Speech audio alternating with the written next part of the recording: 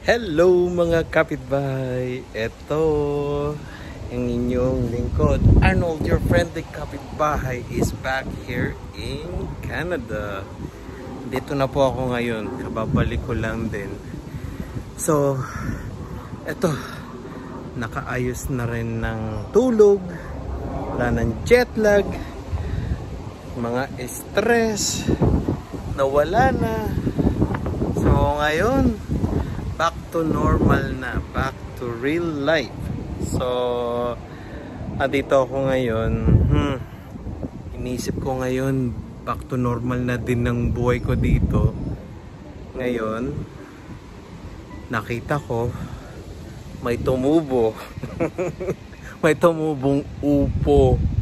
Yes, upo. Tinanim ng kapitbahay namin. Ako mag-aani kasi dito tumalon yung upo eh. So let's see, baka ulam ko ngayong gabi ay ginisang upo. Maggisa tayo ng upo, ha? So ayun, puntahan natin kasi nakita ko kanina eh, pag uwi ko, sabi ko ba may upo ah, sabi ko ganun. So ayun, kainin natin ang upo. So, eto. Andun siya, oh. Ayun, ayun, ayun. Kita nyo? Kita nyo siya? Ayun, oh. Ang laki-laki. Ang laki. Madaming upo to. Gisadong upo.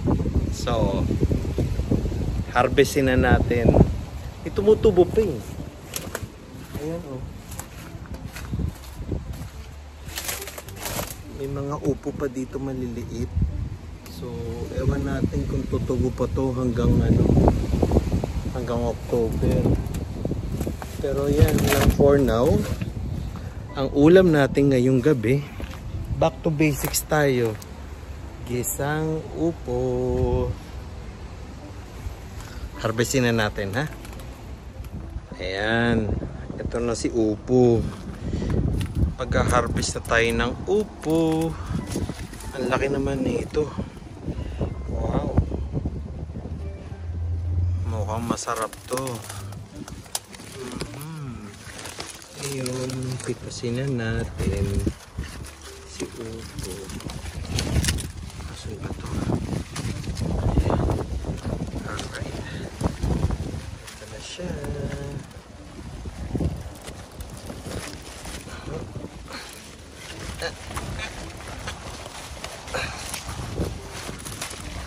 Ayan. Ayan na. Nakuha ko na si upo. Ang laki. Ang laking upo. Wow. So, ito na siya. Oh. Ito na. Ang laki ng upo. Tignan mo naman. Oh. Laki-laki. Ito ang ulam natin for tonight. So yeah, gisadong upo. Perfect na perfect siya. So, salamat sa kapitbahay namin. Hindi niya alam dito tumubo. Ayun, pakita ko sa inyo yung puno. Tinubuan din ng upo sa kanila. Let's see. Ayun. Ayun oh. Oh. Laki ng ano. Nasa puno. Ayun. Harvest na dito. Dito lang siya tumubo. Aha. Kaswerte ko naman. Meron na akong ulam. Yum, yum, yum. Ito na mga kapitbahay, pagluto na tayo ng upo. Yes, upo. Ito na ang ating dinner. Balik tayo sa diskarte natin na tipid-tipid after ng ano, ng gasto sa Pilipinas. So ito, kinuha natin to sa kapitbahay. So ngayon, start natin siyang putol-putulin. Ang laki kasi, di ba? Oh wow, ganda. Hindi ko kayang anin ito lahat. So ito ang ulam natin. So ngayon, maraming salamat po pala dun sa mga sumusuporta dito sa channel ko, mga kapitbahay. Salamat po. It means a lot to me. Kasi ito talaga pangarap ko, magkaroon ng channel para alam naman natin ang mga buhay-buhay. Diba? Para share ko naman din sa inyo kung ano yung buhay ko dito sa Canada. So yan, magluluto na tayo ng hapunan kasi fresh from the backyard sa kapitbahay, literally. Nakalibre tayo ng pagkain. So yun, kwento ko lang ng konti yung sa Pilipinas. Medyo nakakapagod din yung biyahe, pero worth it naman kasi ang saya-saya. Nakasama mo pamilya mo. Imagine 10 years.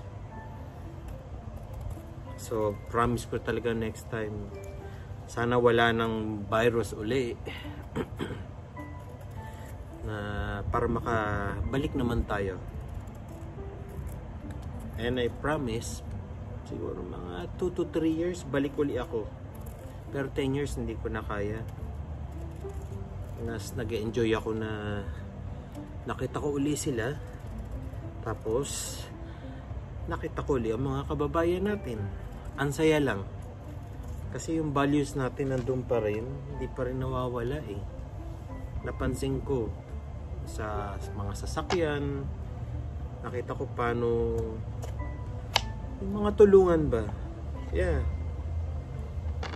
Ang ano lang, nakakatuwa lang mga Pilipino, yung values hindi pa rin nawawala. So, yun. Happy lang. So, ito. Hiwa-hiwa na tayo.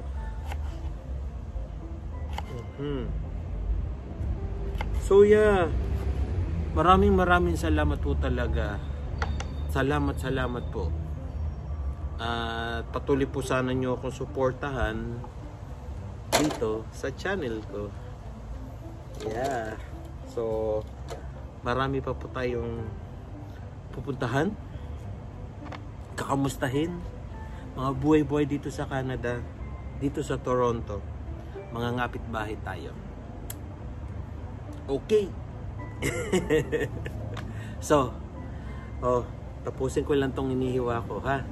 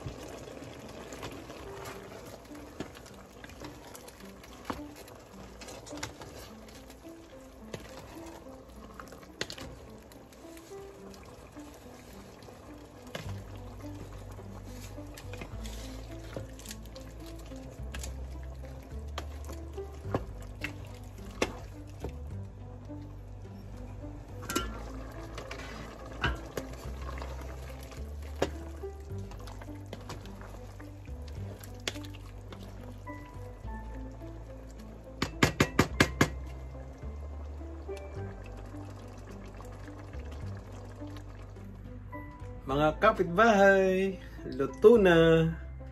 Luto na ang gisang upo. Tikman na po natin.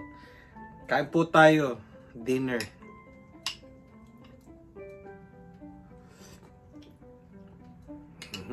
Sarap. Madiskarte. Libreng ulam galing sa kapitbahay. Kain po tayo. So, sa susunod po uli na vlog, salamat po sa pagsubaybay. Paalam po. Good night.